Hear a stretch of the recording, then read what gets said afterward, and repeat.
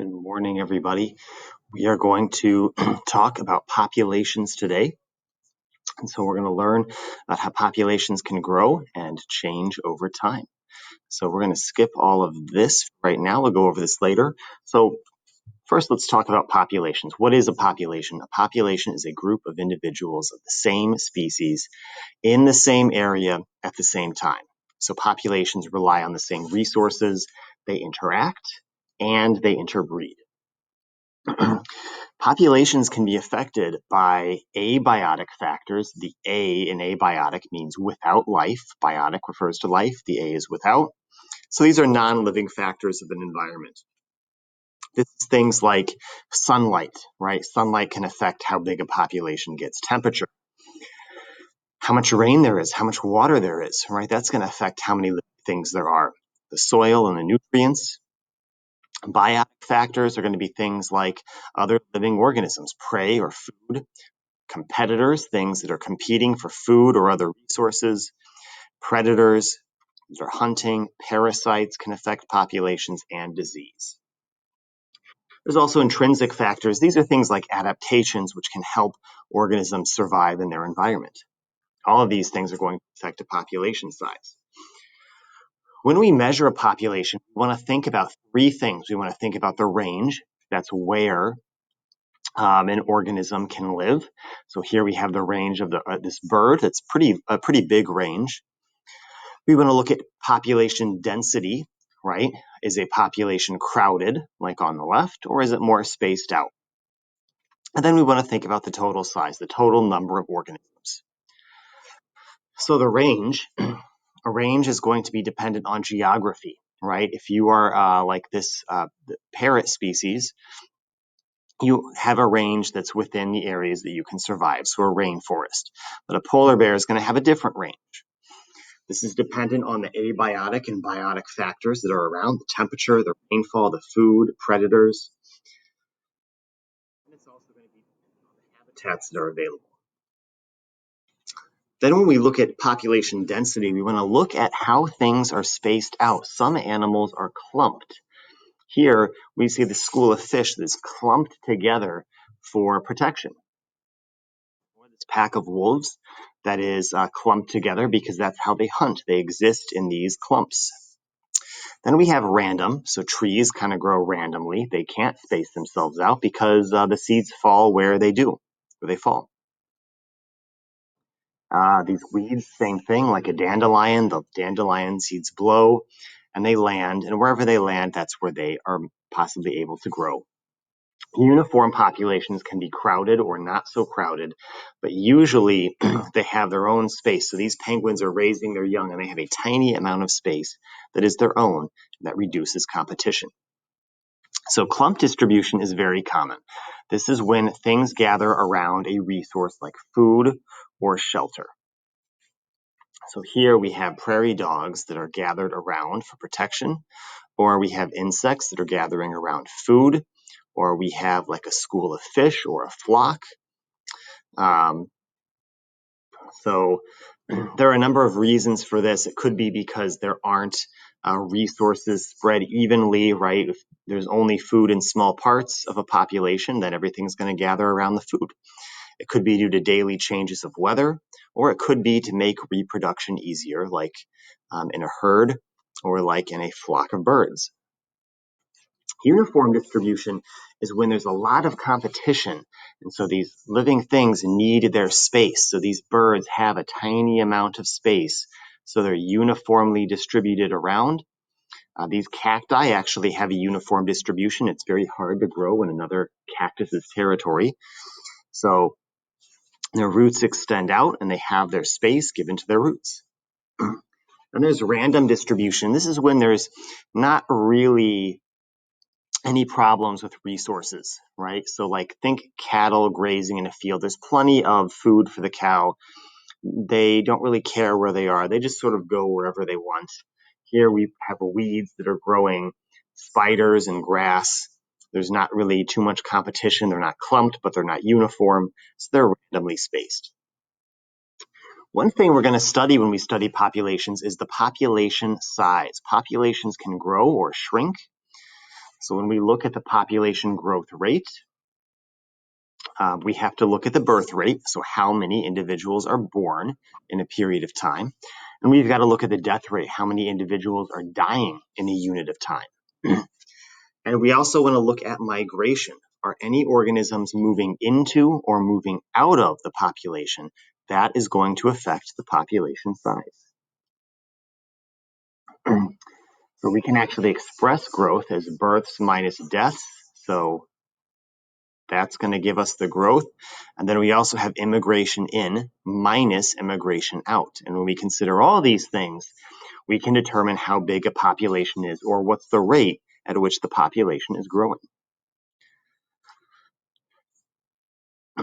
Many populations exhibit what's called exponential growth. This is usually for new populations that are just starting out. They undergo this very rapid growth.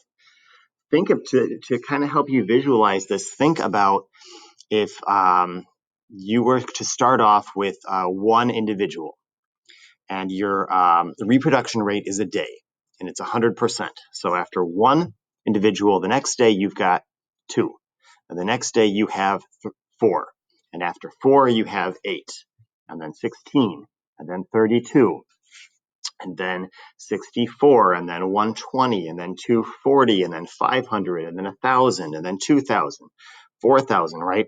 Suddenly, your numbers are getting very, very high very quickly. Even though it doesn't seem like that was going to happen at first, you went from 1 to 2 to 4. Those are low numbers.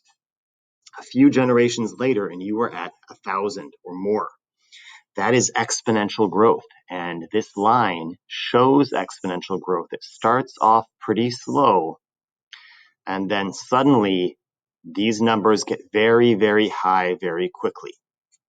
Think about mosquitoes in the summer.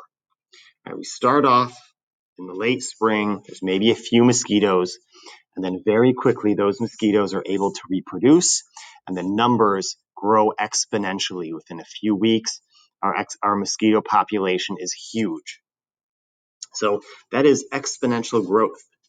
That is sometimes referred to as a J-shaped growth curve. Exponential growth cannot grow forever. At some point, it has to level off, right? So populations explode, but then what happens is eventually they sort of run out of steam. They run out of resources, right? So they encounter what we call environmental resistance. Environmental resistance could be a lack of food, a shortage of shelters, dwindling resources. All of these things are going to put stress on a population. So as a population makes its way up, eventually we're running out of food. So less organisms survive, and the population starts to slow down. And notice what's happening here is the population, even though it's kind of going up and down, it's basically flatlined. And that's because there are no more resources. We've reached the maximum amount of individuals that can exist because the resources are low. And we refer to that as the carrying capacity. The carrying capacity is the population density, the maximum that can be supported by the environment. So populations are going to slow down right around population density, or right around carrying capacity. Get to that. All right. So we have different reproductive strategies for different organisms. We have K-selected organisms. These are organisms that reproduce late in life. That means they reproduce more slowly. They have fewer offspring. But what they do is they invest a lot in raising those few offspring. So K-selected species would be like people or mammals. Many mammals are K-selected. Primates especially, they have a few offspring and they spend a lot of time and energy raising those offspring. Coconuts are also an example of a K-selected species because they have a few fruits with seeds and they get a lot of energy from the plant, but they have fewer fruits than other plants that are similar. In our selected species, refers to early reproduction. So if you're reproducing earlier, you're reproducing faster. They're going to have many offspring, like an insect can have tons and tons of offspring. There's little to no parental care, so once they're born, they're on their own. So insects, many plants are selected. Their strategy is to have hundreds or thousands of offspring and to give them no care, and hopefully some of them survive. So for K-selected, it's about parental care. For R-selected, it's about numbers. It's a numbers game. Have as many as possible, and hopefully a few survive. So there are trade-offs there, right? The number and the size of the offspring versus the survival of the offspring. K-selected species and R-selected species have chosen different pathways. So a weed is R-selected. Lots of seeds, no care. A coconut is K-selected because there are relatively few seeds and there's more care. Things that are K-selected tend to live longer, like a human. So if we look at this graph, the X is the lifespan. So this is old age. This is being born. And this is the survival per 1,000. So humans, in general, tend to live until old age. And then at old age, the number of humans surviving goes way down. Right? The same thing is true for many big mammals like whales, like elephants, like giraffes, like bears. They tend to live to old age, and then most of them die off at old age. Our selected species are the opposite, like this oyster or like an insect or a weed. Most of them die off very young. Right? They don't survive, and only a few actually make it to old age. It's the opposite strategy.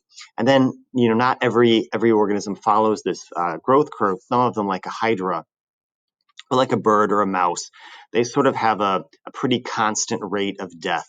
It just goes down at a pretty regular interval. You're not more likely to die very young or more likely to die very old. You're just as likely to die at any point during the lifespan. K-selected, type 1. Type 3, like the oyster, is R-selected, and then you have in between. So we have exponential growth. Coming back to this, here we have exponential growth in new populations that are coming back from near extinctions. So here we have a whooping crane that was almost extinct in the 1940s. Laws were passed to protect it. And notice what's happened is we have that characteristic J-shaped exponential curve. It's coming back from almost being extinct. So it's undergoing exponential growth. And the reason why is because there's relatively few of them, right? They don't have to compete with one another.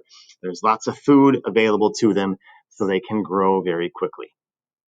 African elephants protected from hunting, the same thing, even though they are not necessarily out of the weeds in terms of being endangered yet.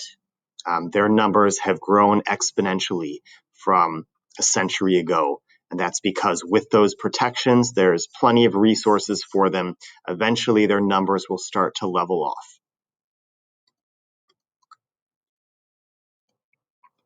All right, and finally, we're going to talk about things that can limit population growth. So there are limiting factors. These are things that keep a population low. So some of the limiting factors are density dependent, and some limiting factors are density independent. So let's look at density dependent. Density dependent limiting factors depend on how crowded a population is. So this would be things like competition. Competition for food, for mating, for nesting sites. It depends on how crowded a population is, right? If you are in this very crowded bird population, it's different than if there are very few birds around. Predators, parasites, pathogens. Notice how all of these things are biotic factors. Biotic factors are density dependent. Then we have density independent factors or abiotic factors. These are things where it doesn't matter how crowded a population is, like sunlight. Sunlight, it's going to be sunny regardless of how crowded a population is. Temperature, if it gets cold, regardless of how crowded or not crowded a population is, the amount of rainfall, all of these abiotic factors are density independent. And they all can basically control whether a population goes up or whether a population goes down. All right, and that is where we are going to stop for today. So if you have any questions, let me know.